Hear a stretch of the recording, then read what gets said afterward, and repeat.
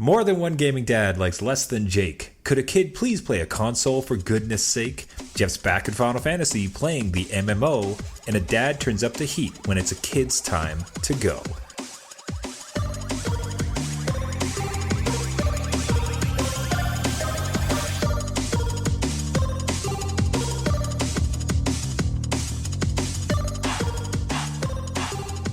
The adult beverages are poured. The kids are asleep. Welcome to New Dad Gaming. It's a show about fatherhood, gaming, and new fathers figuring out their gaming lives.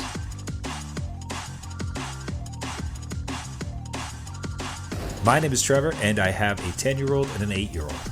And I'm Jeff. I have a 15-year-old and a 13-year-old. Each week we try to show that just because you became a dad does not mean it's game over. And not only that, but some of us are super cool. We're super rad dads, and we just have awesome musical taste, apparently. It felt really good. So we had a couple dads write in. It was so great to hear from all of you. Again, like if you listen to the show and you've never written in before, we'd love to hear from you, even if it's not something you want shared on air. Jeff and I just love interacting and speaking back to members. Hit us up at New Dad Gaming for our socials, otherwise newdadgaming.com. But one such listener goes by Deadp shared this awesome story, and it turns out I'm not alone in liking less than Jake. I felt so validated. Yay! I don't know if you'd call it like a niche pick. Like, it's really not like it was underground or anything, but it's like pop punk and like felt like the 90s type of thing, so I just wasn't sure. Yeah. I've never heard of it, so yeah. I'm not Rad Dad. Apparently you're just not Rad Dad like me and Deadp7. That's right. So I want to read it. I'm going to go a little fast because it's a long one, but I really appreciated sending in the story. So, old dad from Deadp7. Old gaming dad and long-time listener here. I've always really been into music. I grew up listening to metal and rock, and in my late teens I discovered punk and ska, and this quickly became my flavor of choice. This is still the case today, and although having a family meant the volume might be turned down a little, there was normally music played most days as my kids were growing up, and it was always on or around them. I'd recommend things to them, whether they showed interest, or I'd ask them what they think of certain bands or songs at times. But apart from them making music available to them through the good old CD collection before the days of streaming, I've pretty much let them find their own way. My sons, now 26 and 20 respectively, enjoy music as much as the next person, but my daughter, 16, seems to have as much love for music as I do. And although she has her own individual preferences, we have a lot of overlapping favorite bands. When I was a teenager, I started a band. So a couple of years ago, when she herself started playing guitar and subsequently started a band, obviously I was really enthusiastic, and I remain so. While it's still early days in their rock and roll lives, they always play to a far higher standard than I ever did, and watching them play their first gigs is exciting for sure and a little nerve-wracking, but awesome nonetheless. They don't seem to get anxious, or at least they don't show it, but Dad in the audience certainly does. I don't know how far or where that road is going to take them, but I hope they enjoy it as much as I did back in the day. In 1993, I was 15, and I went to see a band called the Wild Hearts, who remain one of my favorite bands today, and I've seen them a bunch of times over the years. Last year, I was able to take my daughter to see them play live, and standing beside her to watch them, knowing that she was seeing them for the first time at the same age I was when I first saw them live, was an amazing little surreal experience. Now, the main reason for my email. In the podcast from April 25th, you mentioned one of your favorite bands, Less Than Jake. Last month, I took my daughter to watch them play live with supports from the Barstool Preachers, the Acrobats, and the Bouncing Souls, who were all superb, and it was an amazing night.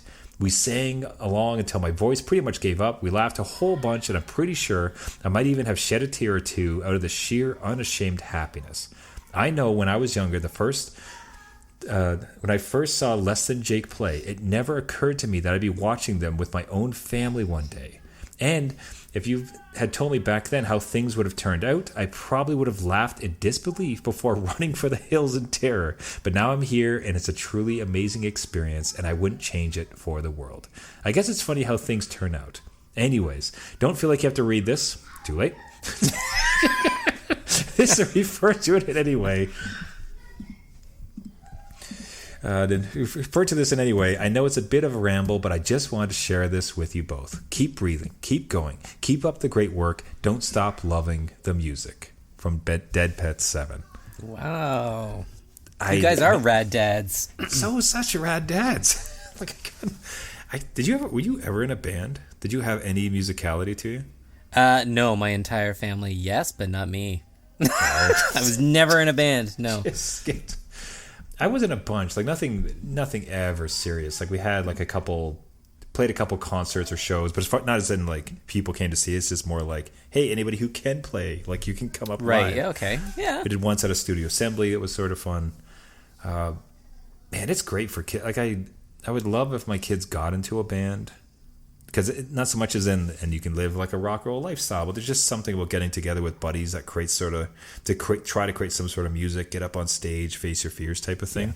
Yeah. It becomes like so awesome. And it's amazing to hear the daughter there of Deadp not having those fears. It just seems to be a natural on stage. Can you imagine like watching your own kid up on stage? Well, again, that would be pretty sweet. The only like kind of step back from that, like I see my kid on stage in a band, but it's more like through a school band, right? So they're playing French horn and stuff, so it's not exactly the same genre of music, but just to own that stage and have your kid up there and just kind of direct everybody's attention is kind of it's an amazing experience. I can only imagine that it's just something that's you're so proud of.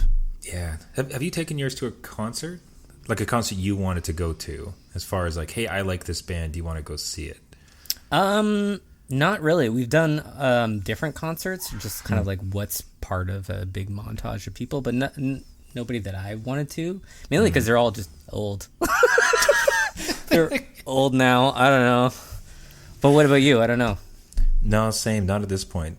Like, I think they might be a little young. I'd be curious that as they hit 14, 16, kind of in those older ages, if I see a band that I really want to see, I could always pitch it to them. And I know at that point I might be like, what are this oldies nonsense you're listening to?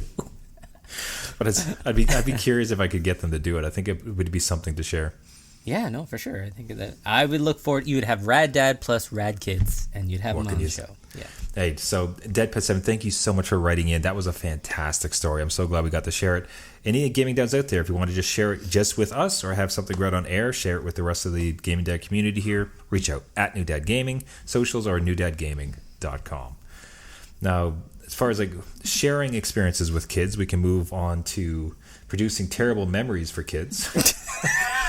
Scarring them for life, if you would. Yeah. And it happened to me, and again, it's one of those things where it's like, you have to have had the same type of thing. Yeah. So me and my youngest were playing Monopoly Deal, which, by the way, like gaming dads, like we may have recommended this already on the show, but this is a fantastic card game. It's an excellent game. Yes, it's so much fun. It is very quick. Like it has some of the trappings of Monopoly, but none of like the downside of garbage. Like totally. It's a phenomenal game. Like it packs up in 2 days. So we've taken it on the road with us a bunch for trips and things. We highly recommend Monopoly Deal. But we're playing it, and it's just I'm slow rolling him a bit. You know what I mean? Like I have the cards, I got some things going, but I want to let him have some fun, like kind of build up a bit of a base, right? It's like I don't need to ruin him immediately. Yeah, right. He just instill that confidence, like he has like everything down and he knows what's going on. Yeah, okay. But I'm watching the clock, and at some point it's like, it's time for bed, man. Like we gotta wrap this up. Like let's go. And he's not giving me any indication that he's like close to the finish line. Right. So I'm looking at my hand, I'm looking at the clock, and I'm looking at him. It's like, I love you to bits, but I'm about to destroy you. Like let's just go. And I proceed over the next turn. I'm talking like classic Monopoly garbage, where it's like I had the blue properties, I had a hotel, and what's that? Double the rent? Don't mind if I do. And I just like to the point like I feel awful. Like it's just like I ruined him. He had all of these properties, and I slam him with like 20 million in rent, and I just take everything. Everything. Oh, it's like now that I've taken all of your properties, I have enough to win the game. So I guess it's bedtime. So it's just like it was like just the starting point. It's like you got to go to bed, so I'm just gonna ruin you because you're not giving me any indication that you can seal the deal here. So that would be funny, like counterpoint if he was just drawing out the game to see how far he could get. I have nothing, but let's see how far bedtime can go. Yeah, he also has all the cards, but he's just like, I don't want to win because I don't want to go to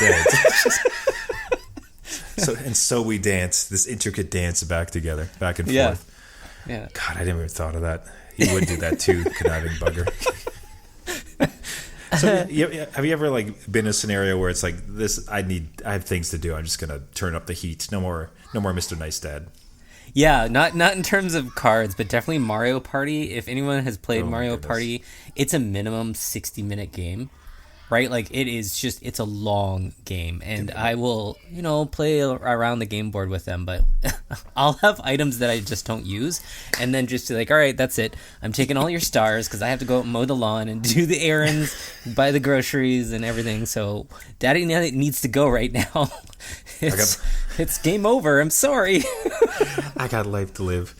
I think too. Like, there's been a few times. It's been harder now because I find they are getting my game skills are slipping and like theirs are improving. Right. So it's sort of going to be harder to do. But there has been times where they started to get a little too comfortable and started to bring on the smack talk. It's like, oh, haha, Dad, I guess you can't do it. It's like, all right, let's start another match and just mop the floor with them. Yeah. Just ruin their confidence. It's one thing for us to have a friendly game here, but if you're going to start smack talking me, like we're going to be bringing a little bit of extra heat. Yeah, exactly. I mean, you're up against Gaming Dad here. What are you trying to pull? Yeah. Granted, I have seen my skills slip against my kids' like eye-hand coordination. I'm like, whoa, I don't know if I ever had that reaction speed to, like kind of like bullet hell kind of games. I'm like, I have no idea. I'm already dead. So you guys like take it from here. Revive good old Dad, please. Yeah. I wonder how long would it take them to surpass you in Mario Kart? Because that's been one of your like strongest like contenders. I think, I don't know. I still hold the crown pretty easily, but once that day comes, like, I don't know what would I do. What would I do? Would they give me a cake? Like, you mean like they're celebrating? Like that's it. They give you a watch. It's like a retirement watch. Slowly turn the power off on the console. Like, your gaming days are done, Dad. Sorry. I almost had to feel like we had one today, or it might have been yesterday, but we were playing wrestling, so like 2K27, WWE. And I felt so lost. Like, I didn't know what the heck to do. Like, there was really? I thought that would be your jam. I thought you'd be like, all right, let's go. Let's kick it. Like, now bring out the old N64. Oh, okay. Now we're talking. Like, they're going to have some real problems. But this one, it's a lot more nuanced, and it just behaves a bit more spongy. Right. And I'd sort of fallen off, and they continued to play it a ton. Yeah. So they certainly surpassed me in it. And I'm sitting there playing, and it's like, I might need to research and practice this. like when they go to bed, spend some time through the tutorials so I can kind of get my mojo back in this. Yeah. The best part is like I still won because so they kind of ganged up on me and just decimate. Like I like zero, like bleeding everywhere, no health, just nothing. But because they get so excited and they're kind of jumping around and just doing things, like they're not thinking about the victory. So at one point I just kind of like slid into the ring and pinned one of them really quickly.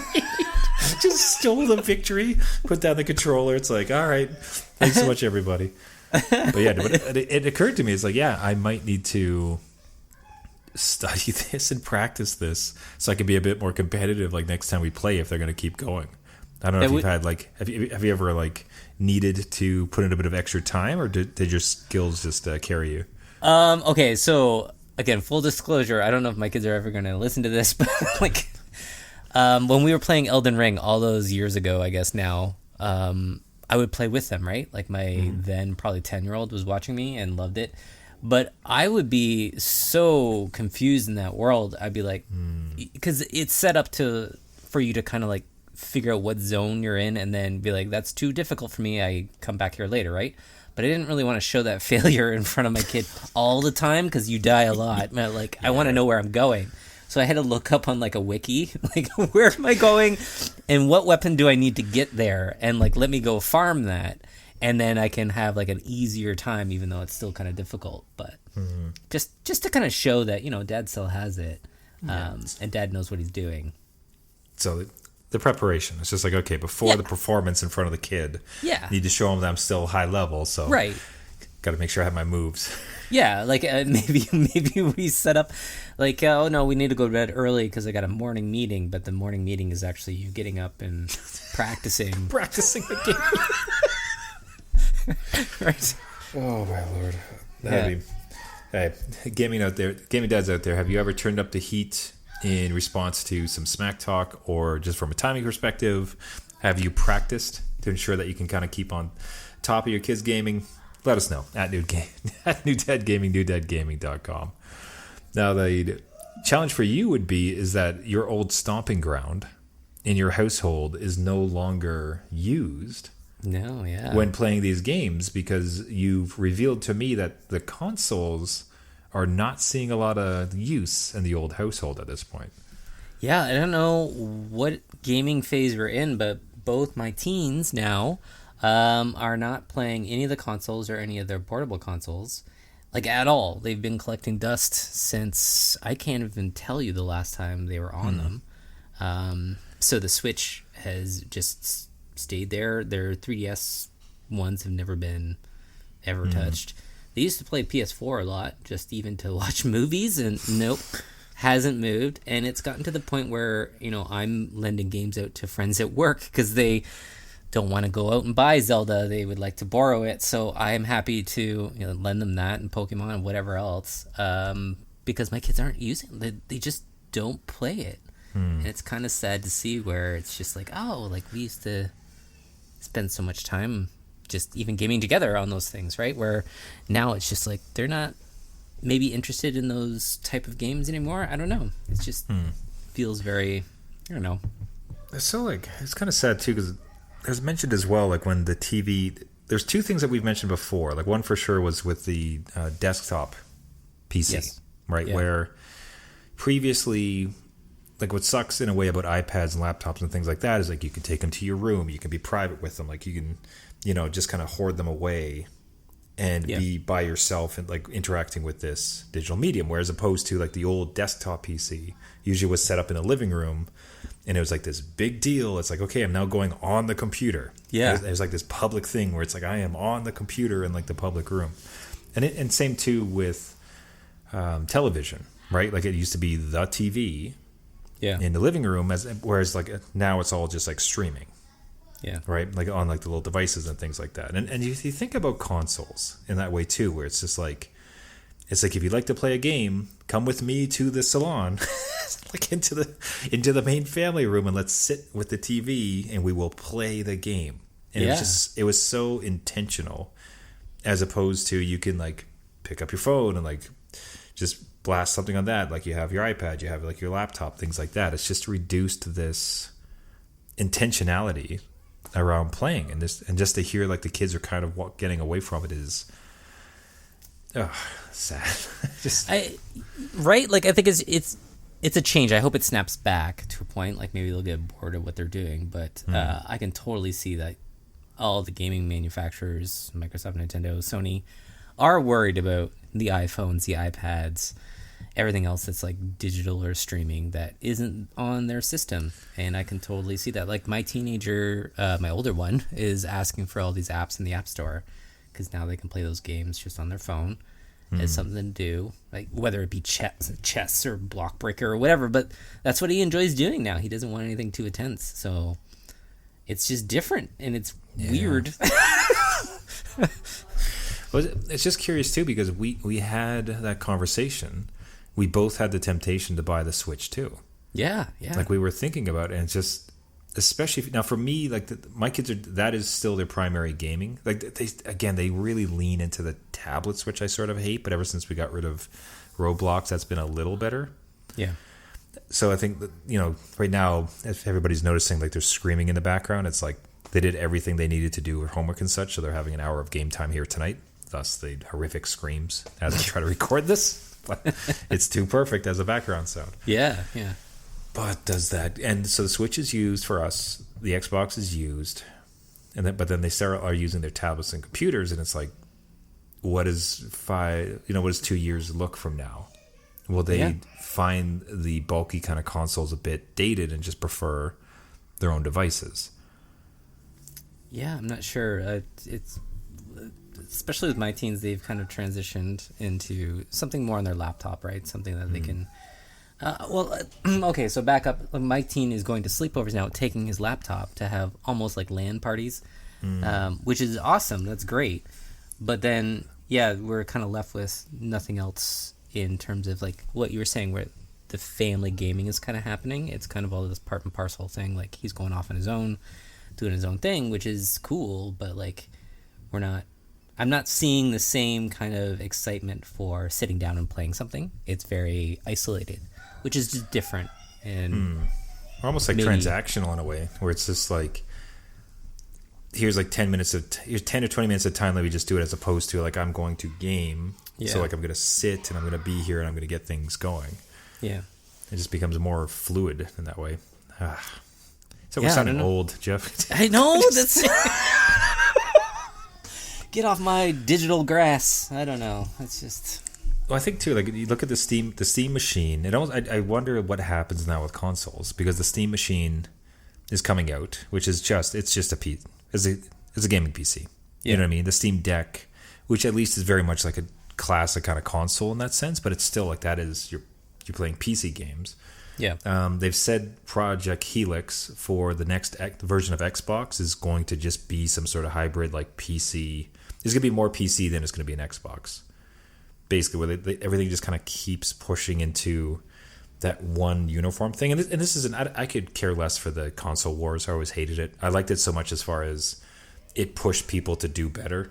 Like they had to fight for each other, and like we kind of benefited from some cool like games, and they needed to keep prices in a certain range. Competitive. Sure. But just so much of it now seems to be streamlined into this like one kind of platform. Like there's very narrow bands of it, and this is competing with a series of like mobile devices that just get ridiculously more and more powerful. Like this will be like I'll let you know how it goes, but like for instance, like I just downloaded Knights of the Old Republic on my own. Oh iPhone. Wow, okay. And it's just the whole game. I've never played it. It's one of those ones You've never that played it. Okay, never played it. And it went on sale today, and I'm like, man, this maybe like I try to do this instead of like scrolling. My classic like type of angle on the show. But again, like think about that. Think about like young Trevor and Jeff, like downloading it and like having it on this system, and now it's just like it's on my phone. It's just in my pocket at any time. Yeah. Right, it's just right there, and you can just jump in, jump out. Probably has cloud saves. I don't know, whatever. Like you can save it anytime.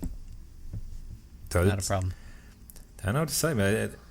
I worry. I guess maybe we're just old, and that's like this is just like the future of it. But I haven't seen it yet, so I'm not feeling it. But it's wild to hear that from you, like that.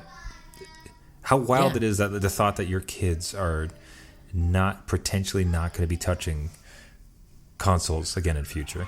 I know, it's kind of crazy. I don't want to think about it.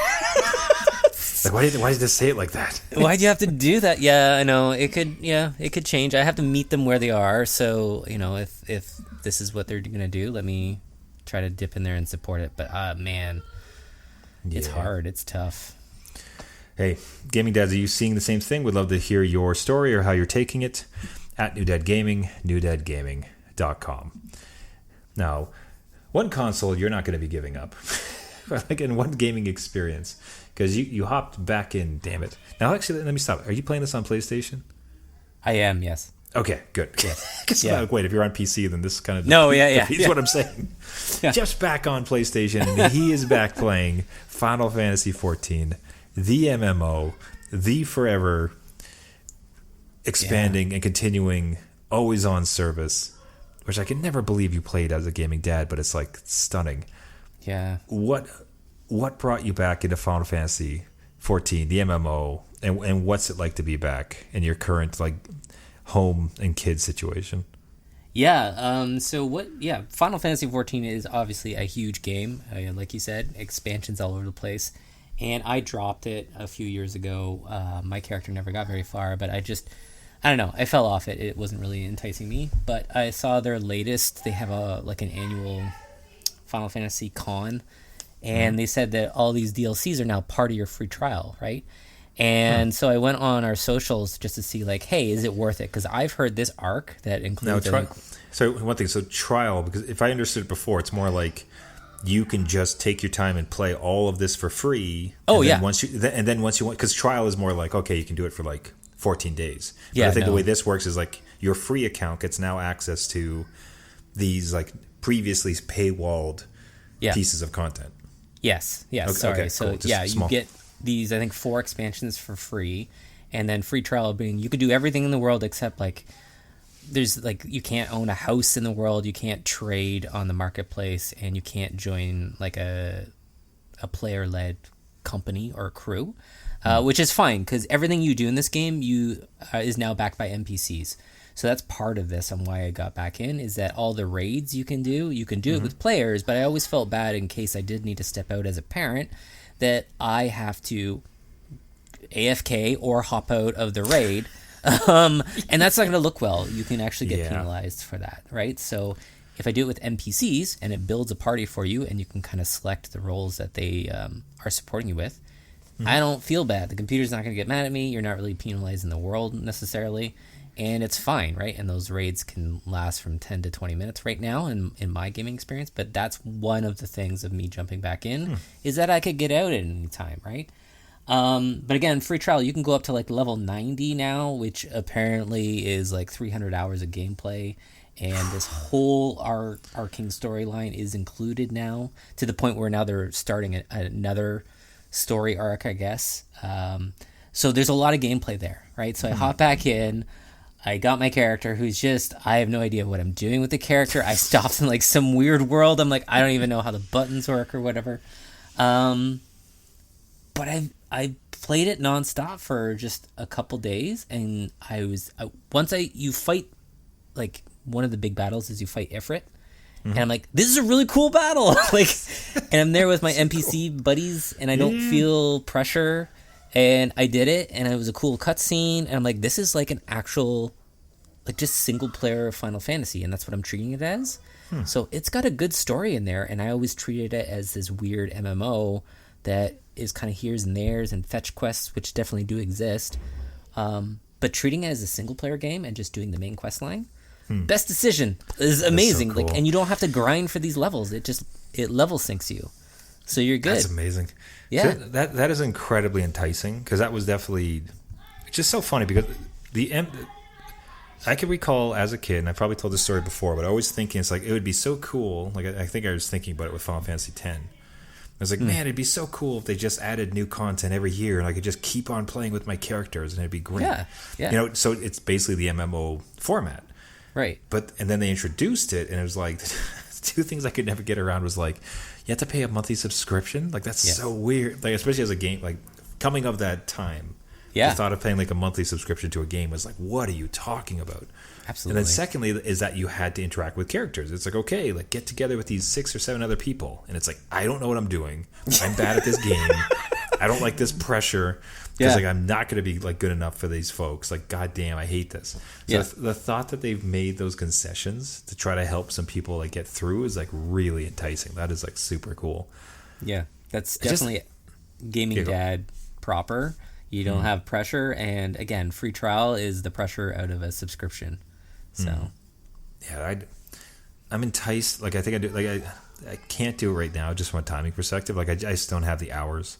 Yeah, it'd be something like it's not some, unless you can correct me. Like, is it something that like if you're chewing on it like 20 minutes at a time, like are you gonna make any progress? Because the one time like I was looking at it, it's like even trying to quip something for me was taking like 10 minutes, and I'm like, well, there's tonight's session. I quipped something. Once you kind of put 20 minutes in on learning like the UI and just how, like, because there's tons that it throws at you, it tries to kind of slowly ease you into it. It does take some time to get used to what you're doing in the world, but once that is kind of there, you can get in for sessionable like quests. You can do a couple of side quests just for fun. You could just spend one day being 20 minutes, just like customizing your character or something, right? But the main quest lines, they can range from like, I've done some that are 5 minutes, and then the bigger raids that are like 20 minutes. As of right now, I'm still in the beginning stages of this whole arc, but it's been pretty cool so far and very easy to kind of hop in, hop out, and that's exactly what I would recommend is just chip away at it, have fun. I finally got a chocobo. Yeah, right. I had to name him. He's mine. Like I get to customize him, get to put little gear on him. That to me is so much fun. Like, it looks so cool. They know how to speak your language. They know how to help you, Jeff. Absolutely. I don't want to spend a dime, but I'll be in there decorating. That's fine. Have your kids shown any interest in it? Like, have they ever created their own accounts or watch you play and wanted to do it themselves? Or is this up their alley at all? So my 13-year-old saw me and they laughed at my character name. I'm like, shut up. I had to use some like character generator because I wasn't getting... Yeah. Anyway, it's horrible. I would like to change it. Whatever. And I'm like, it's always been my dream of mine, and I think I've said it on the show, is to get them into this kind of like world where we could all like go online. That would be a fun thing. And then do the raids together, and then we don't feel as bad if, you know, we're all still learning, right? Not an interest at all. Swing and a miss. No, I do not like this. There's reading. I don't like, they don't like it. So it's very blah to them, less flashy. So maybe when I get to the cool parts, they'll finally like clue in, and then I can take them around as like a little newbie in the world. That would be kind of cool. Parenting, like also in the gaming world. Come this way, my child. Let me show you the way of this world. Yeah, but no, that's the dream. That's the gaming dad dream, to get them into this world. It's a little fun. Well, keep us posted on that and on your adventures of Final Fantasy. That is awesome. Hey, gaming dads, that's going to wrap it up for the week. Thank you so much for listening. Again, big thank you to Deadcat7 for sending in the story this week. It was so awesome to read. Glad I'm not alone, unless in Jake. There's it felt a bit more normal on that. And same call it as always. If you have a story to share, if you have any ideas, we'd love to hear from you at New Dad Gaming, newdadgaming.com. Go ahead and write to us either directly or just for something to share with the other gaming dads. If you like the show and you want to support the podcast, one of the best ways to do so is find us on any of the major podcasting networks, like it's Google, Caster, Spotify, iTunes, anywhere you find your podcast. Just search for New Dad Gaming. Give us a subscription. A rating really helps, and especially a comment. Those type of things boosts us to other gaming dads. We'll get as many folks for a rating party in Final Fantasy XIV coming to a gaming session near you. Everyone, thank you so much for listening. This has been New Dad Gaming, and until next week, my name is Trevor, and I have a 10-year-old and an 8-year-old. And I'm Jeff. I have a 15-year-old and a 13-year-old. Remember, everybody, just because you became a dad does not mean it's game over. All right. Man, my kids got so loud here at the end. I'm sure they were coming through the entire time, but it was sort of like just really, really punching it there at the end. Yeah. No, it's fine, right? It's a soundtrack to gaming dad life. Every day. All right, bro. See you next week. See you later.